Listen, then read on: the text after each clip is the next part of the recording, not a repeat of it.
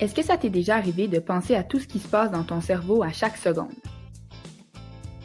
En ce moment, à l'intérieur de ton cerveau, il y a des milliers de petits neurones qui communiquent et tu n'en as même pas conscience. Par exemple, il y a des neurones qui travaillent ensemble à transformer les sons de ma voix douce et mielleuse pour que tu puisses comprendre ce que je dis. Il y en a d'autres qui travaillent ensemble pour que tu puisses respirer, faire battre ton cœur, digérer, etc. Il y a des neurones qui te permettent aussi de penser à d'autres choses en même temps de comprendre ce que je dis, comme à ton amoureux amoureuse, à ta mère qui t'énerve, à ta gang de hockey après l'école, ou le fait que tu commences à avoir un rhume. Ta mémoire est alors sollicitée.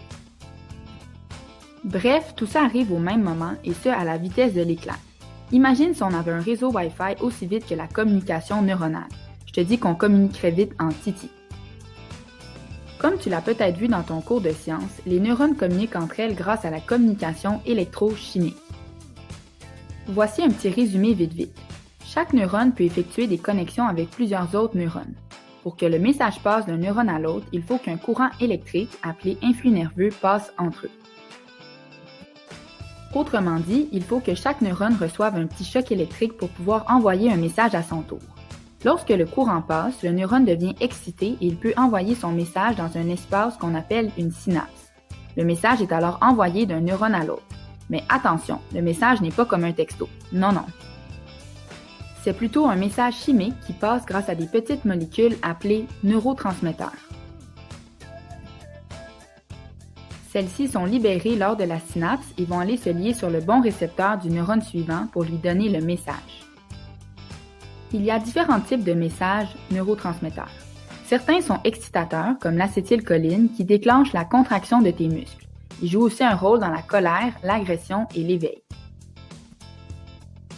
D'autres sont inhibiteurs, comme le GABA, c'est-à-dire qu'ils vont ralentir ou bloquer la vitesse de propagation des messages. C'est important d'avoir des messages qui ne font pas d'excitation pour être capable de garder un équilibre dans ton corps. Tu as peut-être déjà entendu parler de la sérotonine ou la dopamine. Ce sont des neurotransmetteurs assez connus parce qu'ils jouent un rôle dans l'humeur.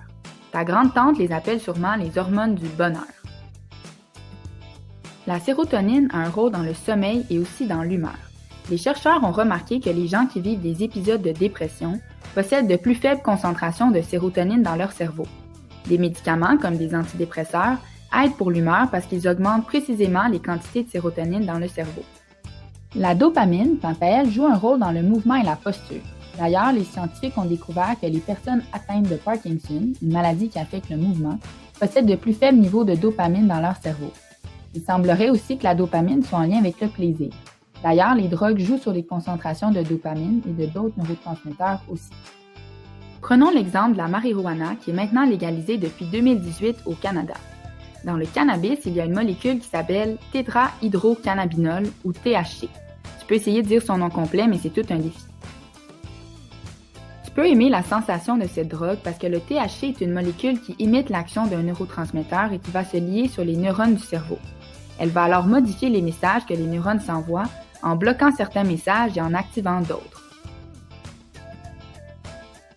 Par exemple, un des effets du THC est qu'il y a plus de dopamine dans ton cerveau. C'est pour ça que tu te sens bien. Savais-tu que l'exercice physique peut avoir le même effet que des drogues en augmentant la libération de certains neurotransmetteurs associés au bien-être?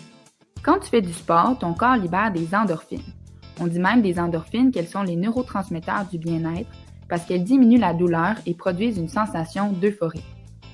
C'est grâce à elles que tu arrives à courir un marathon, à faire des poids au gym et à sprinter dans ta partie de soccer parce qu'elles permettent de tolérer l'aspect douloureux pour effectuer ton sport.